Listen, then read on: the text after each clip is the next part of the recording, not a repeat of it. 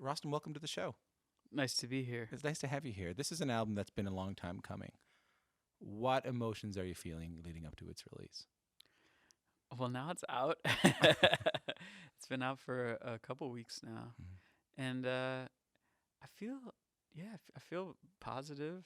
I feel good. But I mean, like before, 'cause Was it? how long did you sit on this thing before it? I didn't so much sit on it as I picked it up and put it down. Right. So, um, yeah, it was just a many years in the process, in the making. I don't think I'll ever make an album over this many years again. Were you a little scared before it came out? No, I wouldn't say I was scared.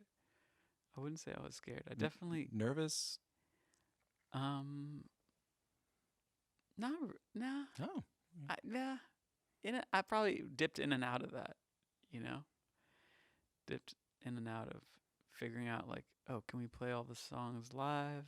Like, can I do these acoustic sessions with just can I play them with an acoustic guitar? Can I play them with a piano? Like, how do I do that? Those kind of things. It's more like preparation.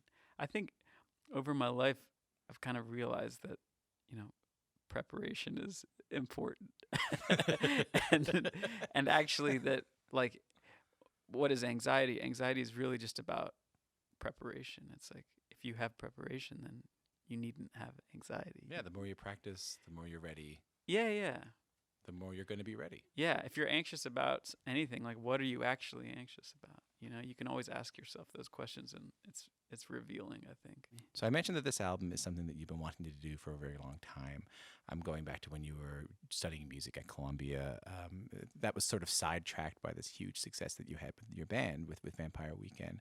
How is what we're hearing on this album different, or is it different than what you envisioned way back when? Well, way back when I had this idea for a record that was really about strings, and I wanted to write songs that were kind of blurring the lines between what was a string arrangement and what were the elements of a song. That was kind of like my starting point, and there's a bunch on the record that still kind of conforms to that, and then there's also stuff that doesn't conform to that. So I think it was really it was powerful to me to have this kind of this vision of what a record could sound like that had had hopefully never been done before. Mhm. and and then I think it was important to stray from that. Like I I think projects where you're so tied to the concept can be tricky. What do you mean? Well, I I think what makes an album powerful to me is the songs. So that's what I kind of had to let decide what went on the album. There were it wasn't about like, what is the best string part that I wrote. It was about like what was the best song that I wrote. Right. I often talk about that when you make decisions, creative decisions based on what you want to do versus making a bunch of creative decisions about what you don't want to do. Well, I don't want to be this. I don't want to be that. I don't want to make sure. I don't want to have too much of that because that can often get in the way of what you actually want to do. Yeah, exactly. I'm totally with you. I have to think though, coming out of Vampire Weekend, you have these at least people to bounce ideas off of, and you're making music in a more collaborative space. And not to say that you don't still collaborate with people, you definitely do. But this was a solo record. This was just you in a lot of ways. So who or what were you looking for that kind of feedback from now that you didn't have it from a band? I think for me, part of the kind of challenge that I wanted to accept was to put together a whole record and be responsible for everything that was on the record. And I guess like family and friends, people that I could count on, that I could. You invited them over to the house and played it for them? Is that what you were doing?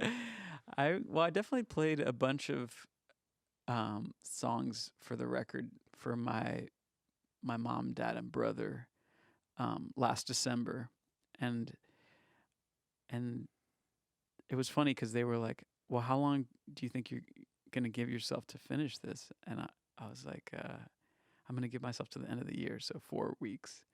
And they they were like, well, we think you should take more than 4 weeks to finish it.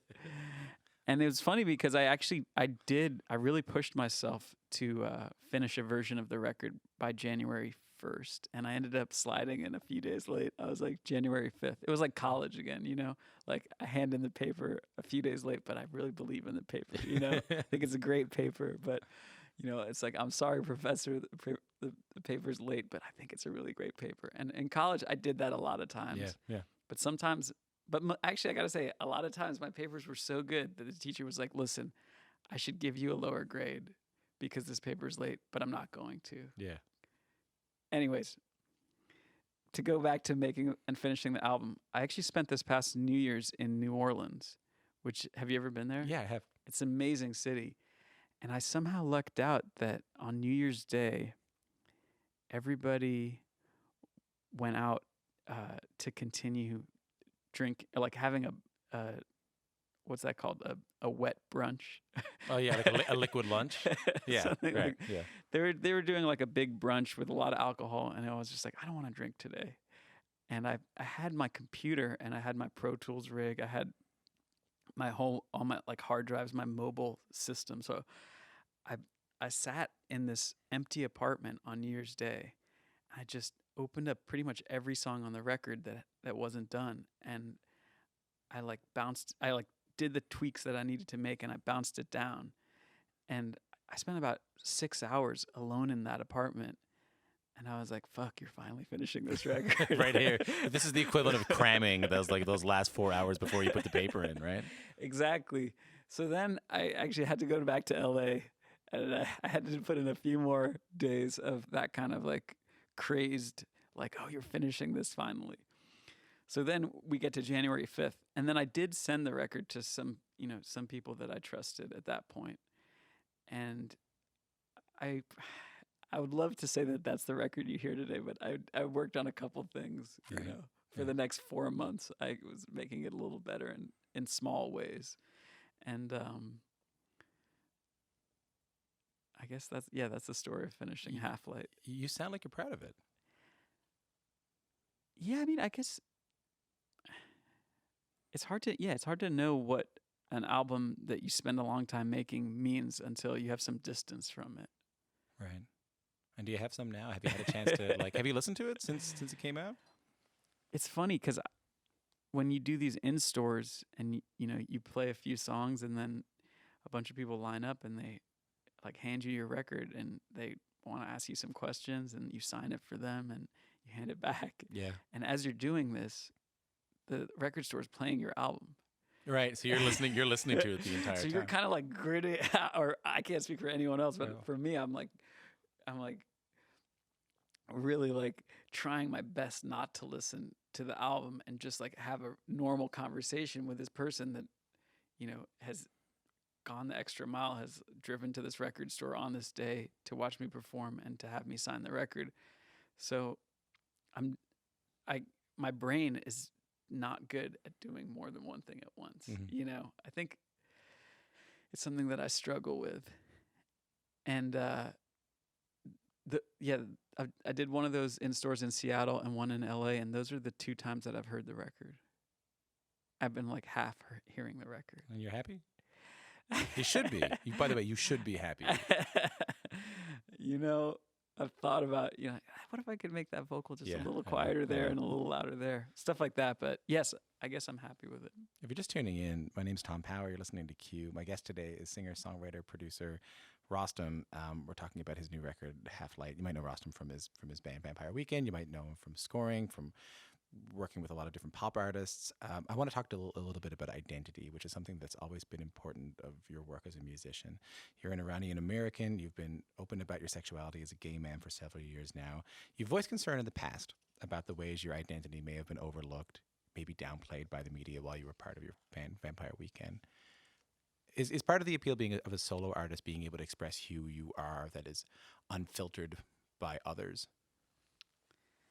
I don't know if it's so much about a filter or not a filter. I think it's more about with the songs on this record. There's a bit of a storytelling aspect, and I think these songs make sense coming from me in that way. And I guess I just rather define it positively than negatively. So, um, Well, you said there were things on this record that you weren't sure that you wanted to talk about. hmm. Yeah, I mean, I think in 2017, the year that we're in now, there are things that we aren't talking about, and I would like to talk about those things. Like But what? well, that's the thing though. I would like to do it in a song because I think that's kind of like the medium that I've chosen. So when I was a kid, I really wanted to uh, be a painter for a long time, and I used to draw for hours a day. Something happened to me, and I kind of realized that that wasn't the medium that I wanted to pursue, and I realized that songs were. I think there's this power that songs can have, and that you can reach somebody who maybe, you know, you can reach past a person's biases. If a person feels like they're a straight guy who, I don't like, you know, I don't like music made by gay people. Well, they don't know that when they first hear your song, and they may just love it. So I think there is this power that you have in writing a song and performing a song, recording music. There's this power that you can kind of like bypass the brain and go to the central nervous system, And if you get somebody there, they're yours, Whether, they may be a white supremacist, they may be a gay basher. They may feel these things inwardly. They may feel these things outwardly. It doesn't matter, because if you're reaching them with a song, they kind of are defenseless. I think about that all the time. I think about that. Like art is when people debate, well, the whether the art should be funded, what kind of support we give to the arts. I often, and even on this show, which is an arts show, I think that like art can be like the greatest vehicle for empathy, because you're right. You can't, all of your preconceived biases kind of go away if the thing can affect you.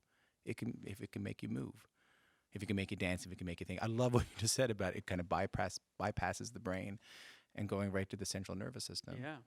That's beautiful. Thanks, Tom. No problem. How are you finding all of the attention being on you? That's a hard question to answer. I mean, I try not to think about stuff like that. Does it make you, like, I don't know, like when you walk out on stage? Well, it's interesting. I did a show in New York last week, and it was the first time that I had performed this record since it had come out. And there was a really different feeling in the room because people knew the words.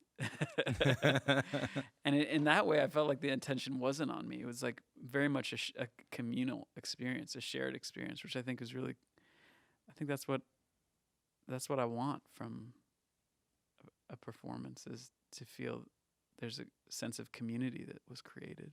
But oftentimes, if you're having a bad day or if you're not feeling 100%, you can hide behind other people on stage. There's a vulnerability to it being you. Yeah, probably. You don't find? I think that there's a vulnerability to my perspective as a songwriter. I mean, that's a little bit of what I'm interested in, is vulnerability. I mean, I love a lot of songwriters that are very masculine and unvulnerable, and I appreciate that. But I recognize that that's not really me.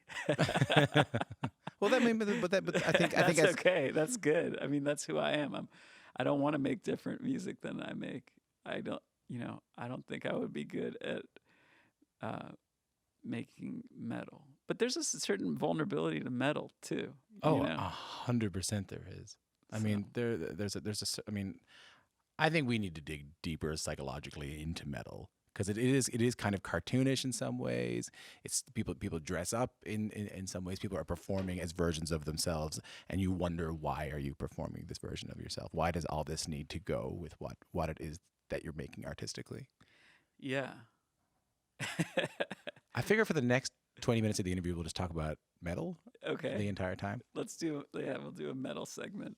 This has been a real pleasure for me. Thank you so much for having me. It's been a pleasure. Thank you.